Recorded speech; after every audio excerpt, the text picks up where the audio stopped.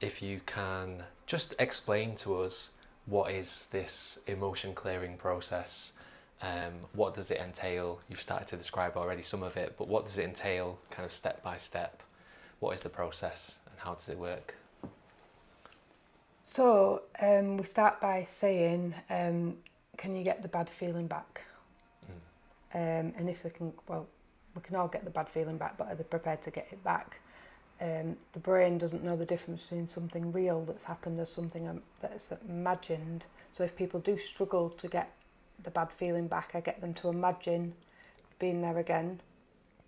And then what happens is I get them to score it to a 10. So 10 is the worst it can be. So that helps me gauge when it's going down and when it's gone. Because when it's gone, it's a 0. So I get them to get it to a 10. And how do you do that? Do they just try to remember or kind of So sink into it a go little back bit to more? that bad feeling, see if you can get it back. And if you can, get it to a 10. And or whatever number you can get it to. So say, for example, hypothetical situation, you know, something happened at work and I've been feeling a bit angry, and then I come to you and you say, and I say I've been feeling a bit angry, and then you might say, okay, can you like really go into that and remember and bring it up and see if you can maximise it? Is that kind of how that bit works? Well, anger's a little bit different, so I have to deal with that a little bit differently because anger's like the tip of the iceberg. Ah, right. So there's other emotions below it. They're all interlinked anyway. So what I do with anger, because you've had to learn to be angry, so there'll be a few core memories as you've grown up. Because like the first time you got angry, then the second time you got angry, you got better at it. The third time you got angry, you got even better at it. So I get you to pinpoint some core memories of being angry and losing your shenanigans. And so I'll have to write down is 1, 2, 3. If you've got 3, I've done 4 on someone before, and then we do the same process. So so we've got you to a 10, so you've got it to a 10, and as soon as you've got it to a 10, I create some brain confusion, and I go, bloop, does that make sense?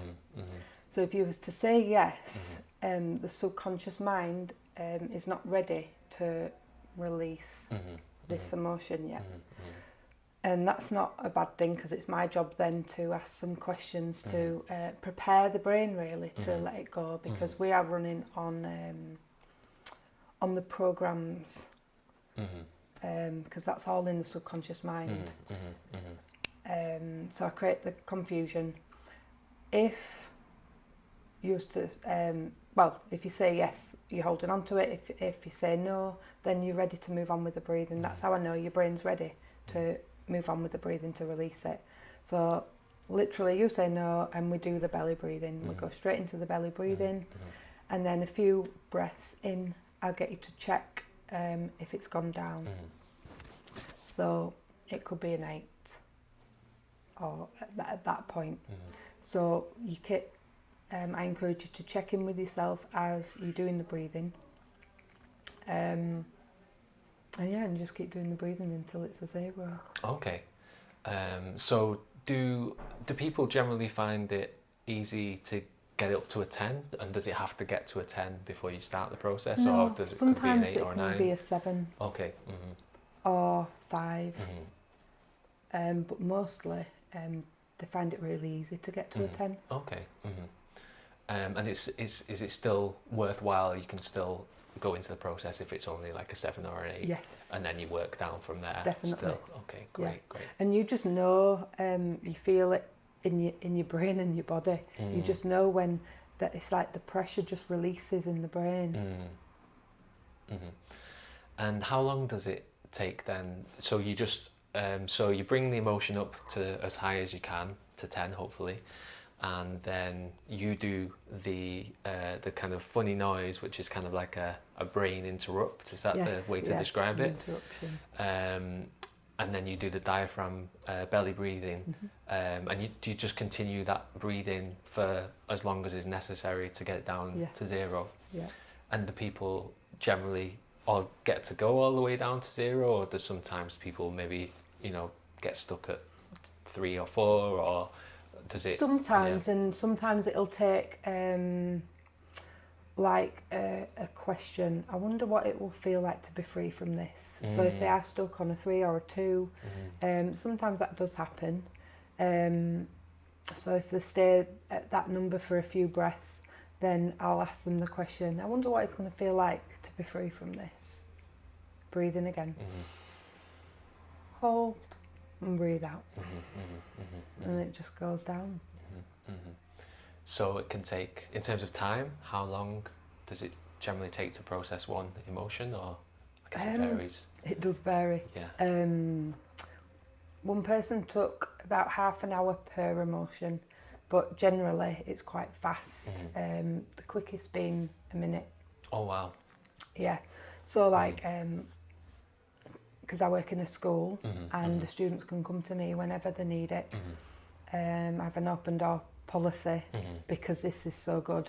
So if a student's been coming to me regular, then literally it's been known to be as fast as a minute. Ah, okay. Because they know the process, they come, they just pop by and just do it really quick.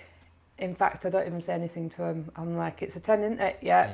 That makes sense. Nope. Breathe. It's as quick as that. Great. And do you see, you mentioned that people who've maybe been and experienced the process before, they maybe come in and they know the process and they get into it, and maybe it works more efficiently for them once they've practiced it before, or maybe a few times. Then when they practice it again, it's simpler and quicker. Is that right? And maybe if somebody's the first time, it might be a bit slower. It varies. Some people come and they're literally so fast at it. It just depends on their experiences, what they've experienced, how much trauma they've got. Everyone's so different, but ultimately it's the same process.